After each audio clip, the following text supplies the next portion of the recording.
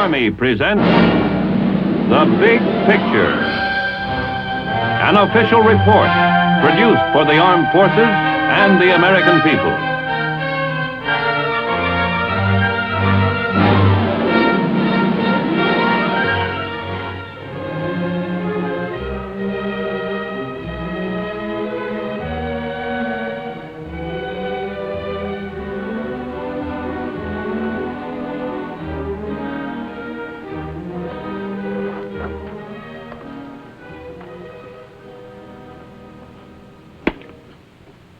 One of the finest tributes to the military stature of any country may be indicated by the number and variety of published works on its military history, books reflecting the entire spectrum of opinion on the experience, achievements, and merits of wars fought.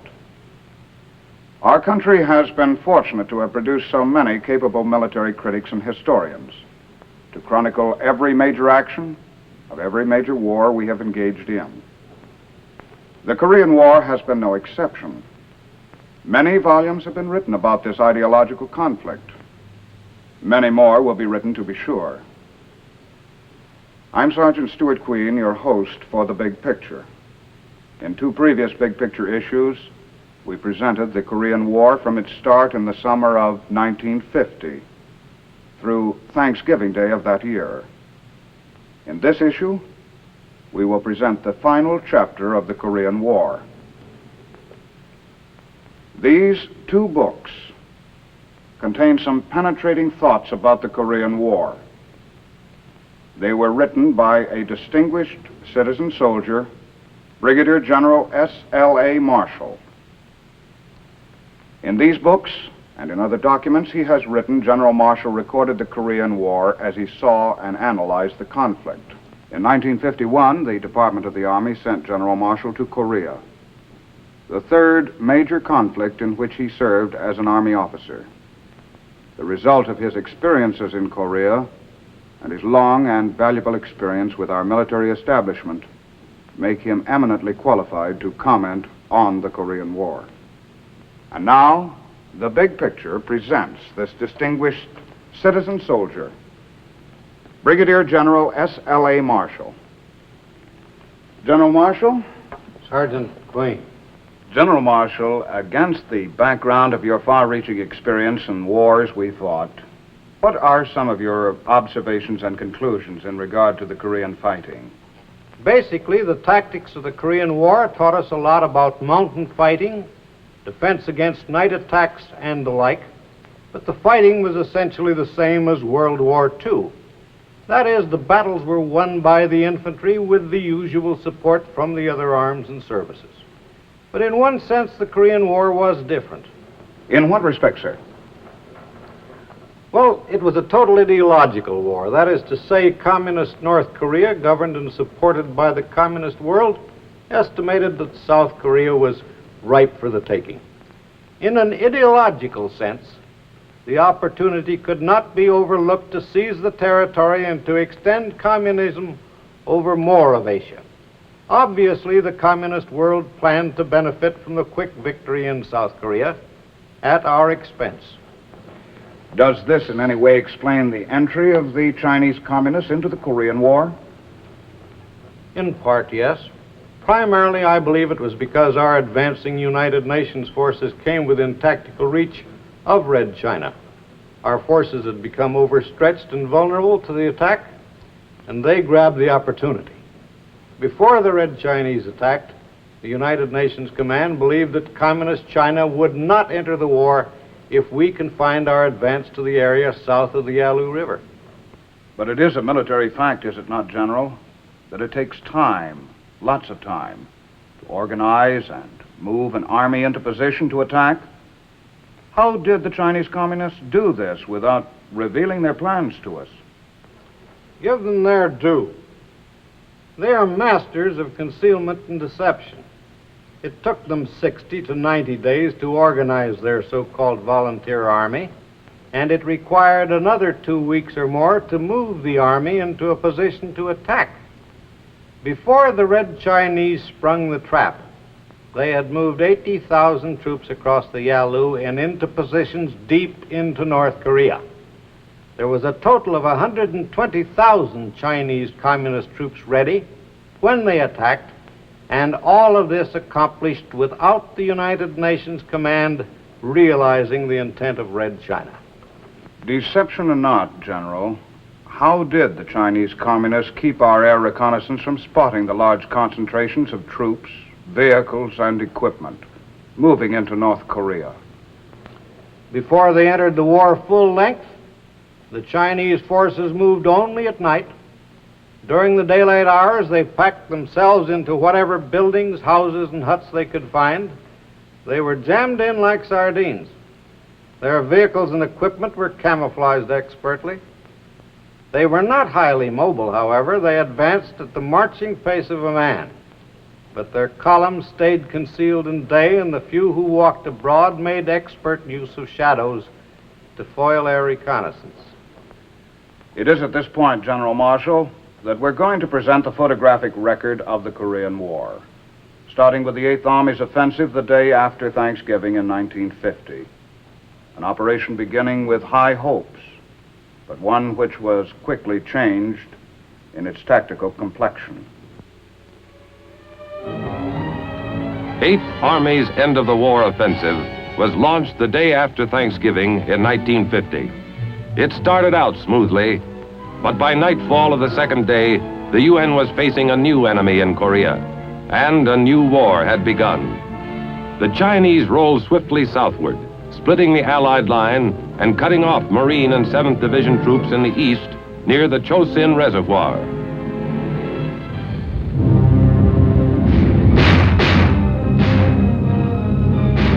We took turns sleeping in the daytime. It was too cold at night. I heard later we lost more people from freezing than from enemy action. Even the mortar rounds froze through the casings.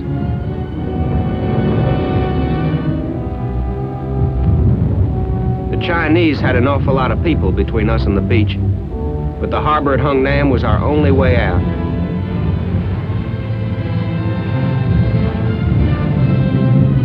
All our resupply came by air. Without that, we never could have made it. Same goes for the close air support we got from the Marine Air Wing and the Air Force.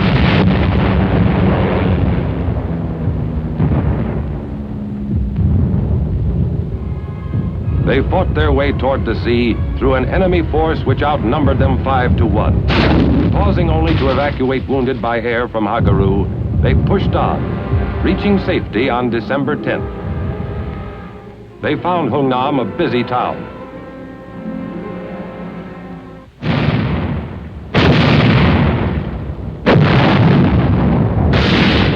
Within the harbor's perimeter, heavy weapons worked around the clock, throwing up a curtain of fire through which the enemy divisions dared not pass.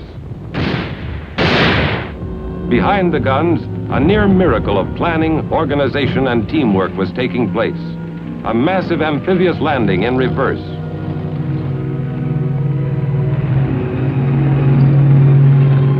In the space of 10 days, more than 100,000 fighting men were evacuated.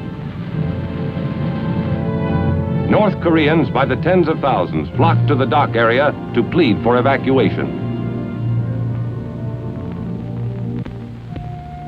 From this one area, more than 90,000 North Koreans deserted their homes rather than return to the life they had experienced under communism. We were the last to leave. When we were gone, the harbor would be too. We set blocks of TNT and laced hoses filled with jellied explosive all along the waterfront.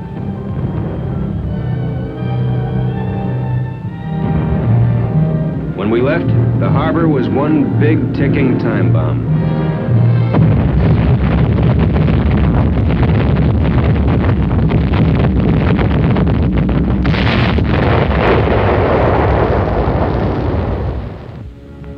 The evacuation convoy steamed southward toward the free ports of Pusan and Pohang. Their troops would reland, regroup, and move back to engage the enemy. The military withdrawal by land was orderly as the rest of the 8th Army pulled back once again across the 38th parallel. But for hundreds of thousands of civilians trying desperately to outrun the advancing communists, the journey southward was a nightmare of cold, weariness, and confusion. Old people pulled loads meant for oxen or carried their precious few belongings on their backs. Children who had no part in the causes of war received full measure of its hardships just the same.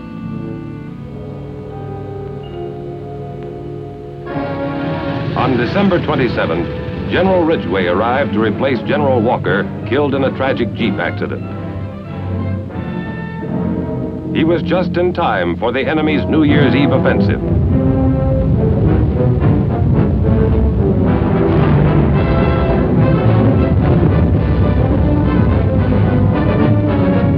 Once again, UN troops pulled out of Seoul, blowing the Han River bridges behind them.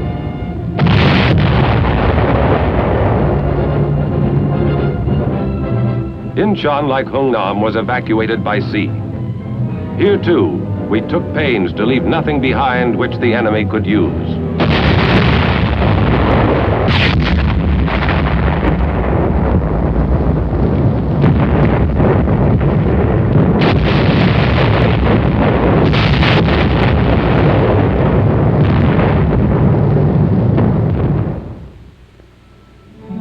In the south, the troops which had been taken off the beach at Hungnam were regrouped, and despite bitter weather, took advantage of a welcome opportunity to catch up with themselves.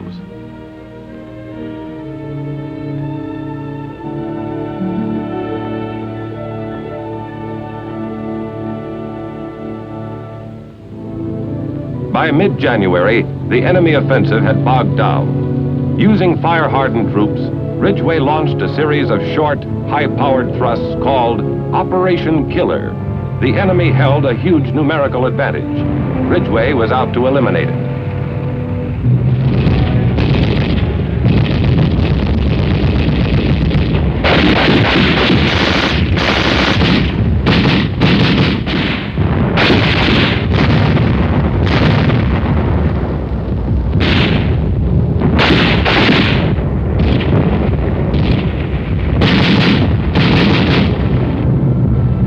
Assault units moved up, expecting to meet great strength.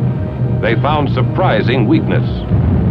Under the pounding raids of Operation Killer, the enemy fell back. Ridgway pressed the advantage. No rest for the enemy, and not much more for 8th Army.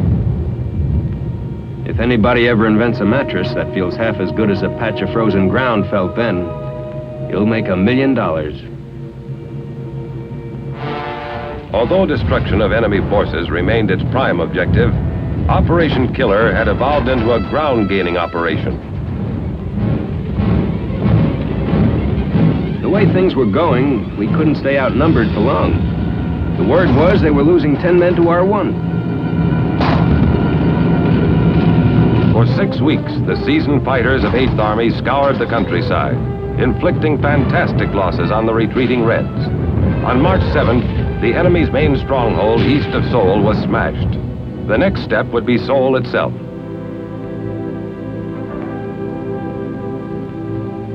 On March 15th, Korean troops entered the city. They found a few old people and children. The communists had fled. Across the full width of the peninsula, the enemy was retreating. Figure this one out. We're chasing them, and they're leaving surrender posters behind for us. In April, General James Van Fleet arrived to take over the 8th Army. A canny tactician, he replaced General Ridgway, who had been appointed Supreme Commander when General MacArthur returned to the United States. Within a week of Big Jim's arrival, he was fighting off the Communist Spring Offensive. The Communists concentrated their barrages on the East Central Front, probing for a weak spot into which to pour their tides of humanity.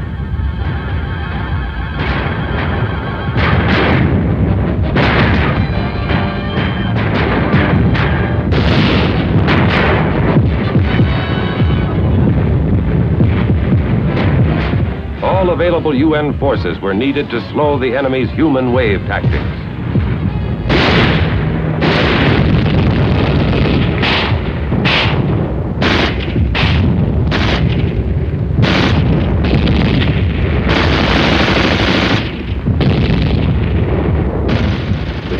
routine. Hold till the ammo ran out, then pull back and call for an airstrike.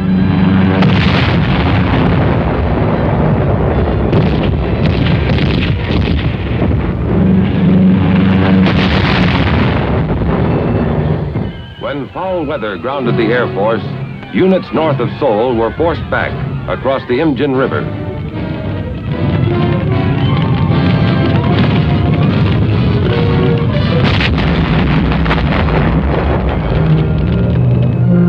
Seoul was fortified against the coming second wave of the Red Offensive. Van Fleet was determined not to lose the capital city again. Whoever said the worst part about war is the waiting was right. Still, we didn't have to wait long.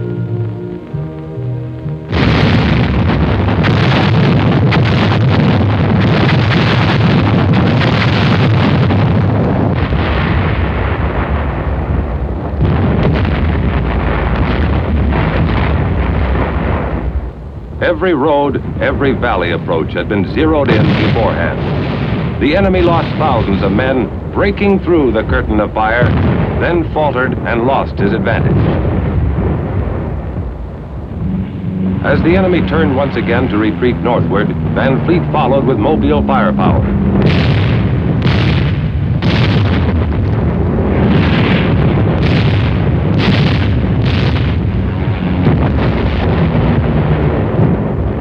By June 2nd, we had recrossed the parallel. The enemy had spent 200,000 men, a third of his entire force, and gained nothing but the knowledge that numbers were not enough. Operation Killer continued without let-up.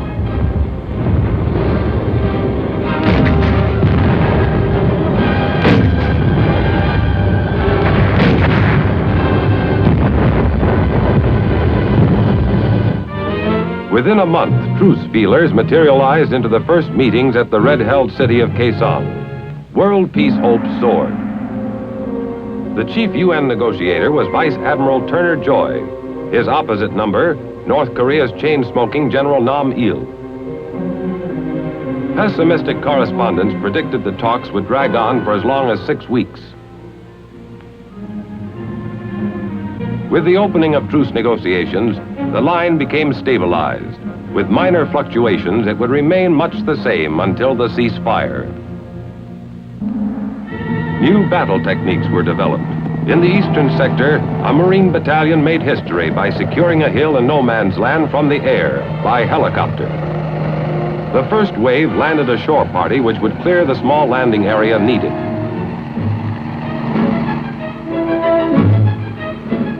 In a matter of minutes, the first copter load of aerial cavalry was arriving, fully equipped, fresh, ready for action.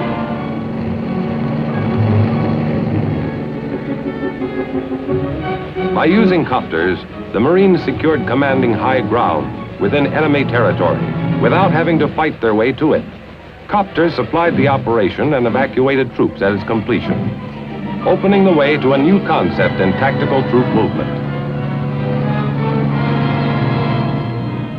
In Kaesong, the truce talks were already bogging down, deadlocked over the issue of a ceasefire line. We didn't like the setup in Kaesong. It was the enemy's home ground, and he knew it. Nam Il used the talks as a propaganda loudspeaker. The so-called neutral area was crawling with armed Red soldiers. We broke off the talks. Air Force Sabre jets ruled the skies. At this point in the fighting, the UN had lost less than 80 aircraft. Verified kills on communist planes numbered 510.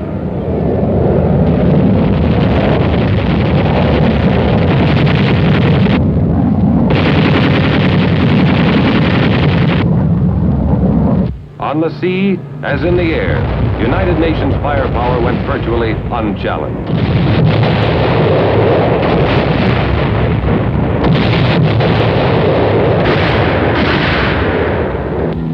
Near the end of October 1951, truce talks were resumed at the tiny farming village of Panmunjom. The UN delegates offered a compromise. They would accept the communist proposed ceasefire along the present battle lines if all other problems could be ironed out within 30 days. If not, all bets were off. the war virtually stopped, except for the constant booming of artillery.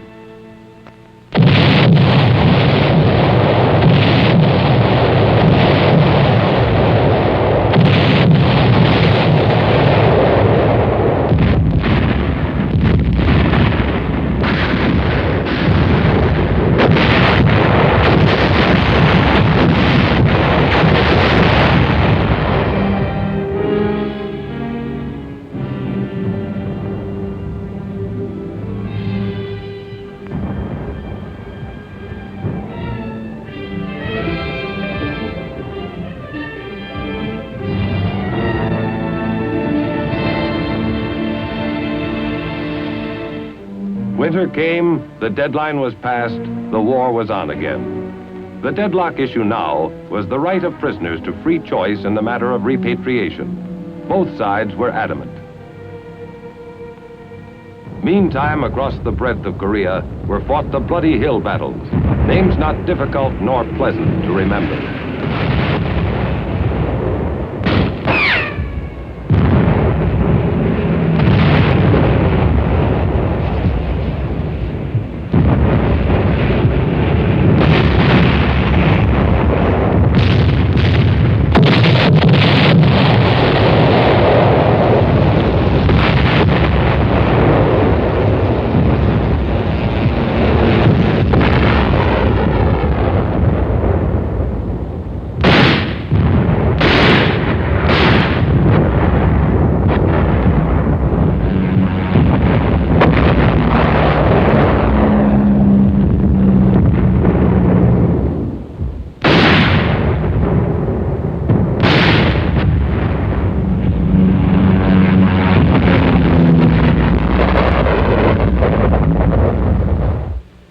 Wooded slopes were laid bare, pitted almost beyond believing.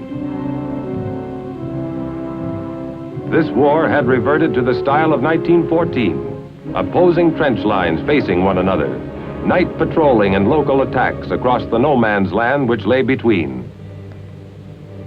It was costly, but there was no clear way out. The big break came in April 1953 with little switch. Stalin had died in March, and Malenkov had taken over. Immediately, he launched his worldwide peace offensive, and the Chinese agreed unconditionally to General Clark's standing proposal to exchange sick and wounded prisoners. The exchange went smoothly, and truce talks were resumed. Encouraged, the world listened for news of the final signing that would mean ceasefire in Korea. It came on July 27, 1953. While the communists signed at Panmunjom, General Clark, in ceremonies at the UN base camp in Munsan, signed 6 copies of the document which would end the bloodshed. There was excitement, but little rejoicing.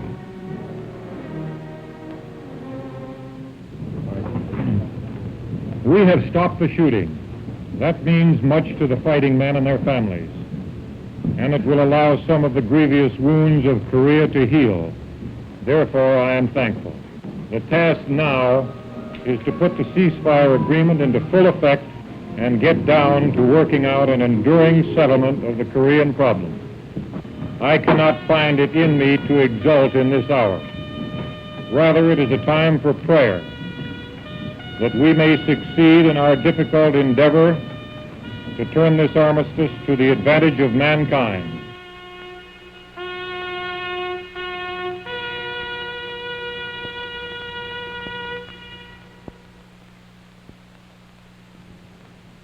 Yes, the free world was happy to see the truce concluded, and the need ended for more white crosses in those faraway military cemeteries in Korea. General Marshal, few of us possess your extensive background from which to draw when evaluating military affairs. In the light of your experience, would you tell us some of your thoughts and conclusions with regard to our country's participation in the Korean War? One of the most unusual is what might be called our psychological experience. The long truce negotiations, the seemingly interminable haggling by the communists.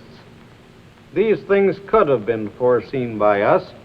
Red China's leader, Mao Zedong, published in 1945 his outline of communist doctrine. In it, Mao stated clearly that if he ever had to negotiate with a capitalist country, he would use the same delaying and demoralizing tactics used by Trotsky for Lenin at Brest-Litovsk in 1917 and 18, when the Bolsheviks were negotiating with the Germans for an armistice. Now, these same techniques were used by the Chinese communists in Korea. The negotiating table was employed as another battlefield to demoralize us. General, were there any other aspects of our psychological experience in Korea? Well, indeed there were. The American troops were the best fighting men the United States has ever delivered to a battlefield. And they fought better than any troops before them.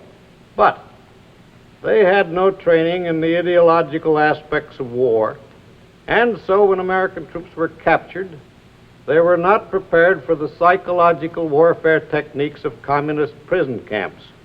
We now know that they don't observe a civilized code and will resort to anything to break a prisoner of war.